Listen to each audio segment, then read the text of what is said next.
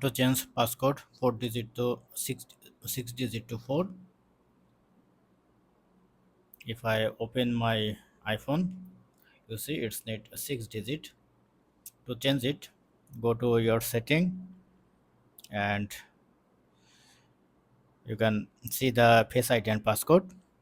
Now you have to enter your old passcode. Now press on change passcode, enter your current passcode here, and when you enter new passcode, you see the passcode option. You have to press on passcode option. Now you are able to set 4 digit, 6 digit, or custom numeric or custom. So I am using the 4 digit. Press on 4 digit. Now enter the 4 digit, use anyway, and you have to verify it again.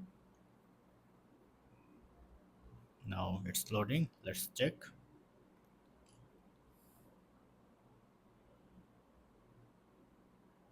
Now done. Thank you, have a good day.